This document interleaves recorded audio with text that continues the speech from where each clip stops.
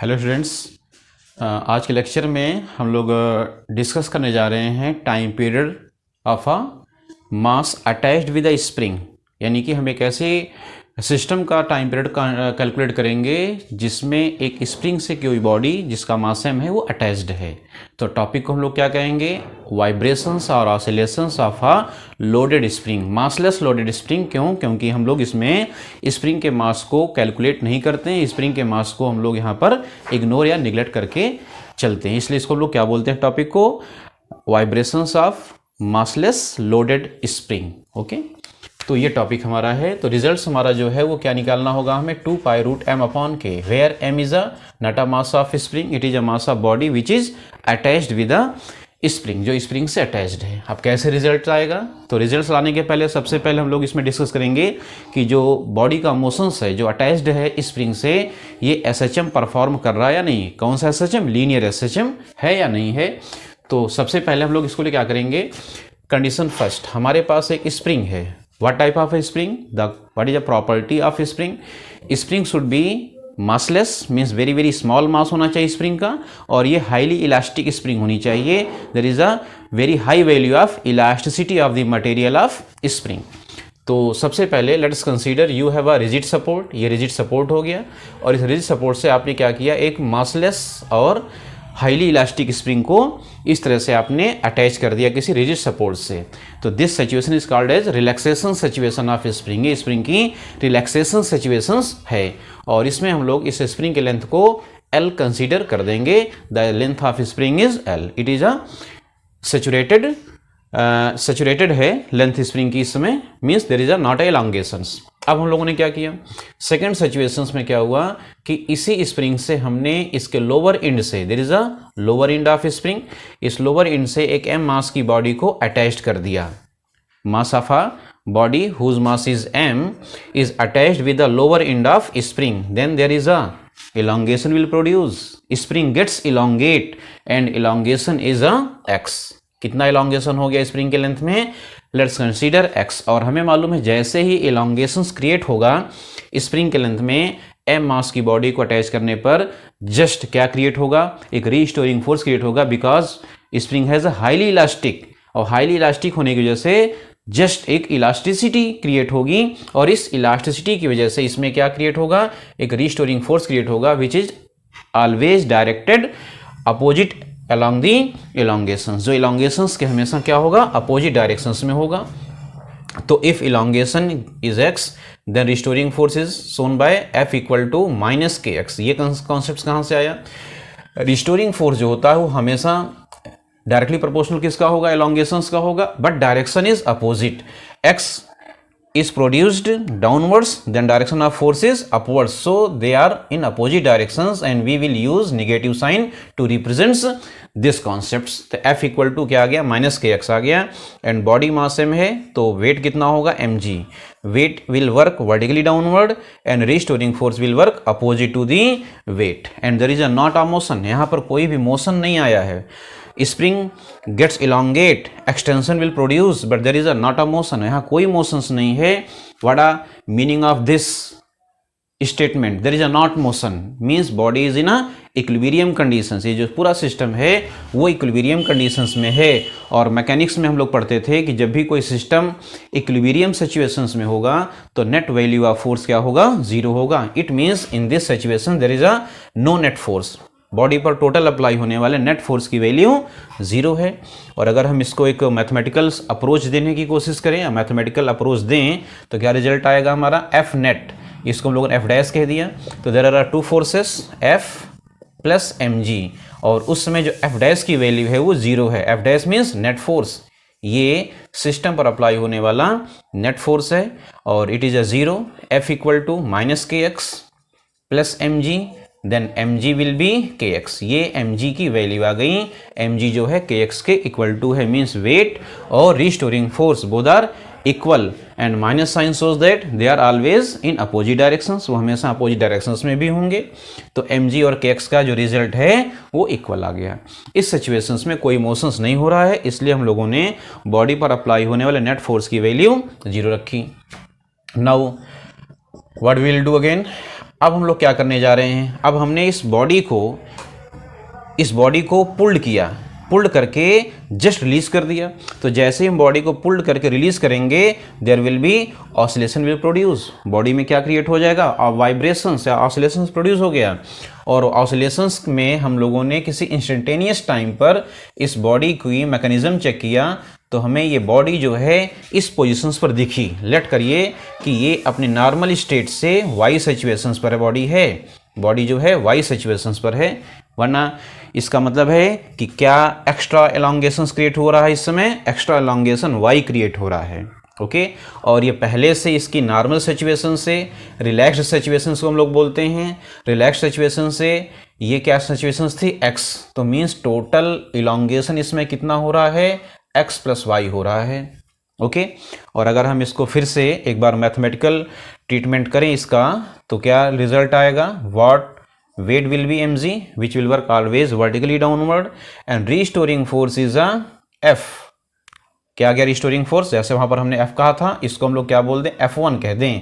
तो f1 की value क्या आ गई, minus k will be same because k is a restoring force constant and it depends on the material used to prepare spring। so material is constant, so spring constant will be always constant during the journey। can k and the place of x what we will use, x plus y, at the place of k we will use x plus y। Net elongation आ गया, तो f1 की value क्या आ गई हमारे पास, minus के x and minus K Y, this is f1। और अगर हम लोग इस समय बॉडी पर नेट फोर्स की डिस्कशंस करें, तो there is a not a motions, यहाँ पर बॉडी में मोशन नहीं था, तो नेट फोर्स क्या था, जीरो था। But in this situations body is in motions, body हमारा मोशंस में है, और बॉडी के मोशंस में होने की वजह से there is a net force will responsible which is a motions. इस मोशंस के लिए वो रिस्पॉन्सिबल फोर्स हमारा हमें कैलकुलेट करना होगा। तो अगर हम इस समय एफ नेट की वैल्यू फाइंड करेंगे, तो दो फोर्स हो गए हमारे पास, restoring force F1 and weight downwards, and this F net will not be zero in ऐसा प्रीवियस केस में ये F0 था, यहाँ पर F0 नहीं होगा, because body is in a motion, body हमारी मोशंस में है, और मोशंस में हमेशा एक फोर्स लग रहा है। कैसा motions, not a uniform motions, there is a variable motions है, यहाँ पर बॉडी की वेलोसिटी चेंज हो रही है, एक्सेलरेशन से, इसका मतलब ये एफ नेट जीरो नहीं है। ओके, और अगर हम इस एफ नेट की वैल्यू लिखेंगे, तो इसको हम लोग मास इनटू एक्सेलरेशन लिख सकते हैं, क्योंकि ये फोर्स बॉडी को एक्सेलरेट कर रहा है। और F1 की वैल्यू, अच्छा हमें कैसे मालूम कि बॉडी एक्सेलरेट हो रही है, क्या साइन है इस मोशंस में, अगर बॉडी में कांस्टेंट फोर्स होता, फोर्स की वैल्यू जीरो होती, बॉडी कांस्टेंट मोशंस कर रही होती, तो बॉडी की डायरेक्शंस ना चेंज होती, बॉडी जाएगी, और जब ये बॉडी एक्सट्रीम पोजीशंस पर आएगी तो वहाँ से कम बैक करेगी। कम बैक करने का मतलब वहाँ जाके वेलोसिटी जीरो हो गई, जैसा कि हम लोग पहले से पढ़ रहे हैं कि एक्सट्रीम पॉइंट पर वेलोसिटी जीरो होगी, और उसके बाद बॉडी जो है अपोजिट डायरेक्शन से मोशंस ट्रेवल करना स्टार्ट करेगी, एक्सट्रीम टू मीन आएगी। एक्सट्रीम टू मीन आने का मतलब है कि बॉडी का फोर्स कैसा फोर्स है, ये वेरिएबल फोर्स है, ठीक है, जो एक्सेलरेशन प्रोड्यूस कर रहा है। तो m अल्फा, और F1 की वैल्यू क्या हम लोगों ने देखा अभी, kx minus K Y plus M जी, और यहाँ से देखा हमने कि एम जी और kx आपस में क्या है, इक्वल हैं, यानी कि kx को भी हम एम जी रख सकते हैं, यहाँ पर हैं माइनस के वाई और plus M G, it will be cancelled out, then m alpha is equal to minus K Y आ गया। और अगर हम यहाँ से देखें तो अल्फा इज इक्वल टू क्या आ गया, minus K upon M Y, this is the result. ये बॉडी पर अप्लाई होने वाला एक्सेलरेशंस आ गया हमारा, this is the accelerations working on a body. और अगर हम देखें तो यहाँ पर जो k अपॉन एम है, this k upon M is a constant, यहाँ पर ये जो k अपॉन एम है वो कांस्टेंट है। कैसे है, क्योंकि k is a restoring force constant and m is a mass of body which will remains constant during whole the journey. तो k upon M is a constant, तो अगर ये कांस्टेंट रिजल्ट है तो alpha proportional to minus Y आ गया, ये proportionality mark हटाया हमने कांस्टेंट को हटा करके, तो क्या रिजल्ट आ गया हमारा, जो बॉडी पर अप्लाई होने वाला एक्सेलरेशन से ये डिस्प्लेसमेंट्स के क्या है, डायरेक्टली प्रोपोर्शनल है, but direction is opposite, and it is a important characteristics of SHM, linear SHM। इससे प्रूफ हो गया कि बॉडी जो मोशंस परफॉर्म कर रहा है it is a SHM। Okay, तो अगर हमें SHM शो करना है तो रिजल्ट हमारा ये कंफर्म कर दे रहा है कि this is a SHM motions, body is executing SHM, linear SHM, not a angular SHM। Now अगर हमें इसमें टाइम पीरियड फाइंड करना हो तो हम लोगों ने देखा था कि जो हम लोगों ने रिजल्ट निकाला था एक्सलेशंस का, अगर हम उससे कंपेयर कर दें general equations of acceleration in SHM, क्या रिजल्ट आया था? Alpha equal to minus omega square Y. That's clear. ये जनरल इक्वेशंस है एसएचएम की for a body which is executing SHM and it is a accelerations produced for this system. तो अगर हम इन दोनों इक्वेशंस से कंपेयर करेंगे तो at the place of omega square we will obtain here k upon m. Now omega square equal to k upon m, then omega will be root k upon m. This is the angular frequency, ये angular frequency निकल आई। और अगर हमें time period चाहिए तो at the place of omega we can write 2π/t is equal to root k upon m। और अगर हम इस रिजल्ट को रिवर्स कर दें तो रिजल्ट आ गया हमारा m upon k and the function of time period for a body attached with a massless spring is m upon k. This is the formula of time period. ये किसी body के time period का formula हो गया which is attached with a highly elastic spring. Okay, where m is a mass of body and k is a force constant of spring. ठीक है, note करिए, that is a very important result.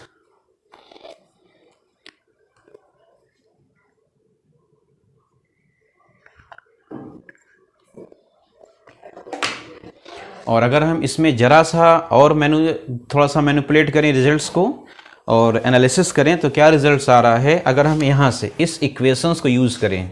Okay, क्योंकि numericals में कभी कभार क्या होता है हमें एलोंगेशंस दे देगा, मास वहाँ से वो इन्वॉल्व नहीं करते हैं क्वेश्चंस में, एलोंगेशंस के फॉर्म में क्वेश्चंस आ जाएगा, तो वहाँ पर हम इस रिजल्ट्स को यूज कर सकते हैं। देखा हमने इक्वेशन फर्स्ट में क्या गिवन है, mg equal to K X, okay, and m upon k is equal to x upon ji.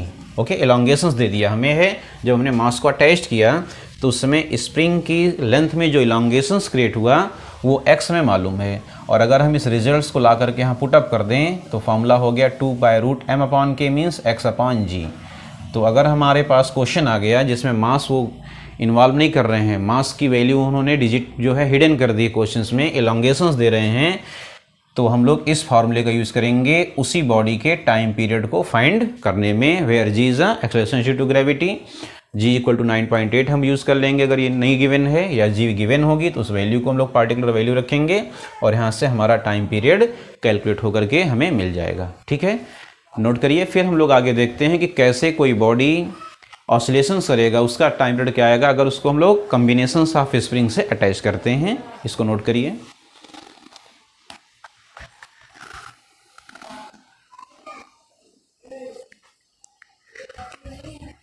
Now we are going to discussion where we have to find time period of a body which is attached with a combinations of spring। जो किसी spring से combined होगा, combination of spring आएगा, तो उस case में हम time period कैसे फाइंड करेंगे। क्लियर हुआ? तो उसका सिचुएशंस है, जैसे हम लोगों को कंडीशंस फर्स्ट दे दिया जाए और कह दिया जाए कि स्प्रिंग्स देयर आर 2 स्प्रिंग्स, 2-3 ऐसे स्प्रिंग्स आ सकती हैं। तो फिलहाल हम लोग एक सिंपलेस्ट पिक्चर लेके चल रहे हैं कि there are 2 springs which are highly elastics and made of different material. जैसे एक स्प्रिंग हो गई ऐसे ऐसे ये, और दूसरी स्प्रिंग ऐसे हो गई, यहाँ से इसको रिजिड सपोर्ट से हमने क्या किया, अटैच कर दिया, और ये 2 स्प्रिंगें क्या हो गई, पैरेलल हो गई। तो अगर हमने दोनों स्प्रिंग से एक मास क्या कर दिया, अटैच कर दिया, कॉमन मास है दोनों के लिए, इस तरह से अटैच हो गया ये मास, विच वैल्यू इज m। तो दोनों स्प्रिंगों के बीच में ये कनेक्टेड है and springs are connected in parallel. ये स्प्रिंग्स का पैरेलल कॉम्बिनेशंस है and they are different materials, so their force constant are given as K1 and K2। यहाँ पर K1 और K2 जो है स्प्रिंग्स की लेंथ और मटेरियल से डिटरमाइन होता है, तो लेंथ तो सेम है यहाँ पर, और मटेरियल अगर डिफरेंट है तो फोर्स कांस्टेंट क्या होगा, यहाँ पर डिफरेंट होगा। ठीक है, और हमने क्या किया, सेम वही लॉजिक अप्लाई किया। पहले हमने स्प्रिंग को मास और स्प्रिंग को अटैच किया, उसके बाद हमने इसको पुल्ड किया एंड पुल्ड करके इसको रिलीज कर दिया। जब पुल्ड करके इसको रिलीज करेंगे then it will vibrate, oscillates, then what will be time period in this situation. इस सिचुएशंस में इस बॉडी का टाइम पीरियड हम कैसे फाइंड करेंगे। ठीक है, तो इसमें एक कॉमन रिजल्ट्स मिल रहा हमें है कि जब हम इसको पुल्ड करेंगे और ऑसिलेशंस कराएंगे तो जितना इलॉन्गेशन फर्स्ट स्प्रिंग में आएगा सेम इलॉन्गेशंस सेकंड स्प्रिंग में भी आएगा, means elongation will be same. तो अगर हम यहाँ पर फोर्स कांस्टेंट की फोर्स की बात करें, रिस्टोरिंग फोर्स की बात करें, तो वेट है डाउनवर्ड ऐसे, और इसमें अगर हम लोग कह दें कि इलोंगेशन इसका y आया है तो इसमें भी इलोंगेशन हमें y ही लेट करना पड़ेगा, ओके, क्योंकि स्प्रिंग सारा पैरेलल, तो y जो है इसमें सेम आ गया। अगर हम बात करेंगे फोर्स की, तो इसमें जो फोर्स अप्लाई होगा रिस्टोरिंग फोर्स, उसकी वैल्यू क्या होगी, F1 equal to minus K1 into Y, यहाँ पर K1 आएगा, और यहाँ पर अगर हम रिस्टोरिंग फोर्स की बात करेंगे which will work to the equilibrium point, balancing point, तो माइनस का K2 इंटू वाई आ गया। और both the restoring force are working in same direction, दोनों फोर्स क्या हैं, सेम डायरेक्शंस में वर्क कर रहे हैं। तो अगर हम लोग नेट फोर्स फाइंड करेंगे F net, then both the forces will be add up F1 plus F2, then F1 means minus K1y और F2 मीन्स माइनस K2y आ गया। y यहाँ पर कॉमन हो गया, साथ में माइनस साइन भी कॉमन कर लिया हम लोगों ने, तो क्या रिजल्ट आ गया, K1 प्लस K2 आ गया, और F इक्वल टू ये रिजल्ट आ गया।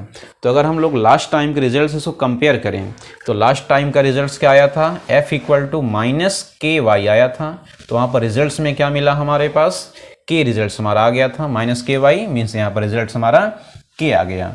लेकिन यहाँ पर अगर हम देखें तो जहाँ पर K रिजल्ट्स आया था उस K की वैल्यू क्या हो रही है, K1 प्लस K2।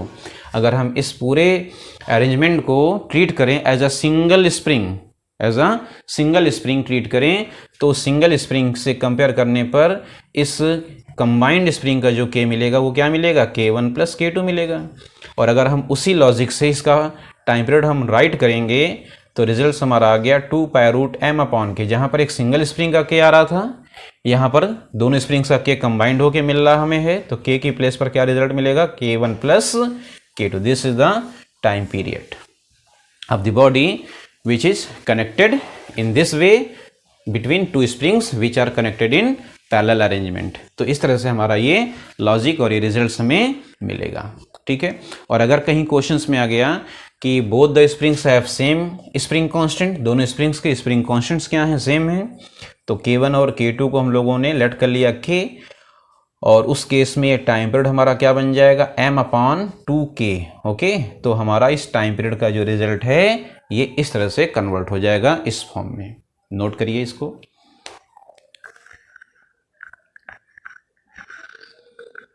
और फिर अगर यही रिजल्ट्स आ जाए कि springs are connected in parallel, हो गया हमारा। अब हमारा रिजल्ट आ गए spring are connected in series. Conditions 2 अगर हम देखें कि अगर स्प्रिंग्स क्या हैं, सीरीज कॉम्बिनेशंस में है, ये पैरेलल कॉम्बिनेशंस था हमारा। अब अगर स्प्रिंग्स जो हैं वो सीरीज कॉम्बिनेशंस में हैं, तो सीरीज कॉम्बिनेशंस अगर आ जाए हमारी पास तो क्या आएगा, तो सीरीज कॉम्बिनेशंस में, इस कंडीशंस में अगर हम देखेंगे तो इस कंडीशन में क्या मिलेगा हमारे पास, जैसे देखा जाए तो ये हमारे पास रिजिड सपोर्ट आ गया। इस रिजिड सपोर्ट में ये फर्स्ट स्प्रिंग हो गई हमारी जिसका फोर्स कांस्टेंट K1 है, और ये इससे सीरीज कॉम्बिनेशंस आ गया सेकंड स्प्रिंग का, इसका फोर्स कांस्टेंट क्या है, K2 है, और इससे हमने फिर m मास की बॉडी को क्या कर दिया, अटैच कर दिया। तो इस कॉम्बिनेशंस और एक कॉम्बिनेशंस में डिफरेंट क्या है, मास वही है, सेम है, mass is m, weight is mg। इस तरह से रिजल्ट्स हमारा ऐसे है। तो वहाँ पर K1 K2 डिफरेंट थे, यहाँ पर भी K1 K2 डिफरेंट है। वहाँ पैरेलल में क्या था, दोनों का y एलोंगेशन सेम था, यहाँ फोर्स अलग अलग था। यहाँ पर जो अरेंजमेंट है वो अगर हम मैकेनिक्स को थोड़ा सा यूज़ करें इसमें, तो मैकेनिक्स में आपने देखा है कि अगर बॉडी इस तरह से कनेक्टेड होती हैं तो सेम फोर्स अप्लाई होगा यहाँ पर, तो उसी टाइप से जो फोर्स इस पर अप्लाई होगा वही फोर्स क्या होगा, इस पर भी अप्लाई होगा। यहाँ पर फोर्स अगर F आया तो यहाँ पर भी फोर्स हमारा F आ गया, ठीक है। y डिफरेंट हो गया, तो अगर हमसे यहाँ पर पूछा जाएगा कि यहाँ पर डिस्प्लेसमेंट कितना हुआ इलांगेशन, तो इस स्प्रिंग में लट करिए इलांगेशन y हुआ, y1 हुआ, और इस स्प्रिंग में इलांगेशन कितना हो गया, y2 हो गया, ठीक है। तो अगर हम इस f की वैल्यू लिखेंगे फर्स्ट स्प्रिंग के लिए तो f equal to minus K1 y1 आया। सेकेंड स्प्रिंग के लिए लिखेंगे, सेकेंड स्प्रिंग के लिए तो f इक्वल टू क्या आएगा रिजल्ट, माइनस K2 और y2 आ गया। और दोनों स्प्रिंग पर जो फोर्स है वो सेम है, ठीक है। तो अगर हम लोग लिखेंगे यहाँ से y1 की वैल्यू अगर हम निकालें तो y1 क्या आ गया, माइनस F अपॉन K1। यहाँ से y2 की वैल्यू अगर हम कैलकुलेट करेंगे तो माइनस F अपॉन K2 आ गया, ओके। और अगर हम लोग निकालें नेट इलांगेशन कितना हुआ, तो net elongation means y is equal to y1 plus y2, okay, net elongation y1 यहाँ का इलॉन्गेशन, y2 यहाँ का इलॉन्गेशन, तो इलॉन्गेशन पूरे सिस्टम का कितना प्रोड्यूस हुआ, तो y1 प्लस y2 हुआ। y1 की वैल्यू अगर हम देखें तो क्या मिल रहा हमें, f upon k1 minus f upon k2, और नेट इलॉन्गेशंस के करस्पॉन्डिंग अगर हम इसी चीज़ को लिखेंगे तो कितना मिलेगा हमें, माइनस f अपॉन k, और यहाँ से माइनस f कॉमन होकर के इस माइनस f से कैंसिल आउट हो गया, तो k इज इक्वल टू क्या मिला, 1 upon k1 plus 1 upon k2। This is the formula of equivalent force constant when springs are connected in series, and it is the formula of equivalent force constant, spring force constant when springs are connected in parallel।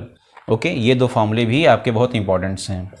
और अगर हम यहाँ से net के find कर लें तो net के फाइंड हमारा क्या रिजल्ट आ गया, k1 k2 upon k1 plus k2। इसको सॉल्व करने पर रिजल्ट मिला हमें।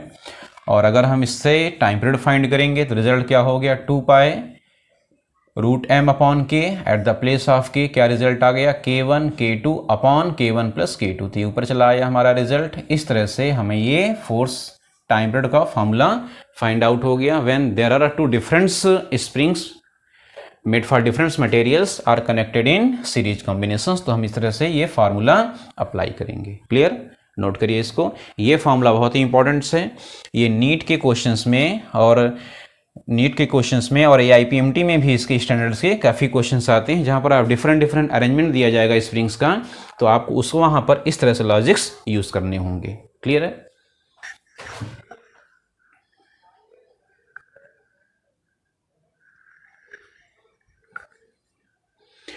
और अगर हम बात करें कि अ बॉडी, ये अरेंजमेंट हो गया, ये अरेंजमेंट हो गया।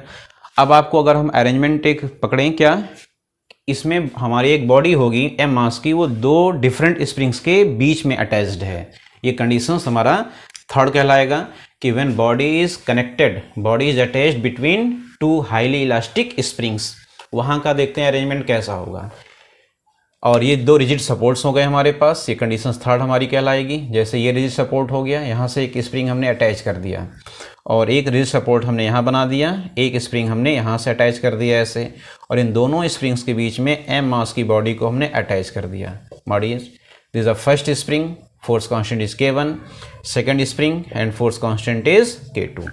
और अगर हम इस बॉडी को, अच्छा यहाँ पर दो जो है लॉजिक्स हो सकते हैं कि आपने इस बॉडी को प्रेस किया और उसके बाद रिलीज़ कर दिया, तो ऑसिलेशंस होगा इस अरेंजमेंट में इस तरह से, या आपने ऊपर की तरफ इसको पुल्ड किया ऐसे और फिर रिलीज़ कर दिया तो भी ऑसिलेशन वैसे ही होगा।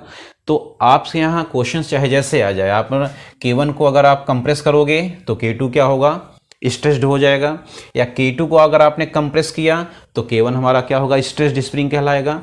लेकिन दोनों में रिजल्ट्स हमारा सेम अप्लाई होगा। यहाँ पर आपको कन्फ्यूज नहीं होना है, क्वेश्चन ऐसे वो चेंज कर सकते हैं एग्जाम में। लेट करिए कि हमने इसको कंप्रेस कर दिया। जब हम इस स्प्रिंग को K2 को अगर हम कंप्रेस करेंगे, K2 स्प्रिंग को हमने कंप्रेस कर दिया, जब K2 को कंप्रेस करेंगे तो जो रिस्टोरिंग फोर्स होगा वो अप्लाई होगा इक्विलिब्रियम पॉइंट की तरफ ऐसे, क्योंकि कंप्रेशन हो रहा है नीचे की तरफ, तो रिस्टोरिंग फोर्स होगा इस तरह से। इसको हमने कह दिया F2। ओके, और ये स्प्रिंग हमारी क्या हो गई, इलोंगेट हो गई, तो इलोंगेशंस के अपोजिट इसमें भी रिस्टोरिंग फोर्स आएगा अपवर्ड, दैट इज F1। इसका मतलब दोनों फोर्स क्या हो गए, सेम डायरेक्शंस में हो गए। दोनों स्प्रिंग्स के फोर्स, रिस्टोरिंग फोर्स क्या हैं, सेम डायरेक्शंस में हैं। और अगर सेम डायरेक्शंस में हैं तो नेट रिजल्ट हमारा क्या आएगा, F1 plus F2।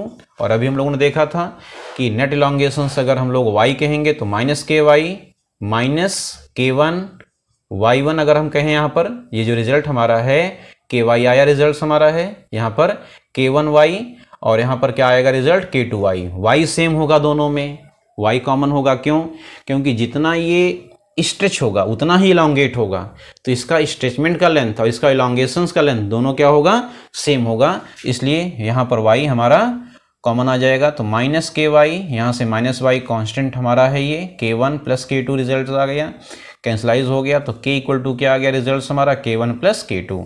And again we will find the time period equal to root m upon K for K1 plus K2। तो इस तरह से हमारा ये फार्मूला टाइम पीरियड का मिल जाएगा, अगर इस तरह से हमारी स्प्रिंग्स से बॉडी हमारी दोनों के बीच में कनेक्टेड है। ओके, नोट करिए। और नेक्स्ट क्लास पर हम बहुत ही इंपॉर्टेंट क्वेश्चन जो है आपको लेकर के करेंगे, जिसमें कि क्वेश्चंस हमारे जो जेई में भी आए होंगे और नीट में भी आए होंगे, ऑसिलेशंस के बहुत सिलेक्टेड क्वेश्चंस हम लोगों को करना है। तो इसको आप जो है क्लियर हो जाएगा रिजल्ट्स। तो नेक्स्ट क्वेश्चंस करने में हमें काफ़ी जो है कंफर्ट फील होगा और ये रियलाइज होगा आपको अच्छी तरह से। ओके।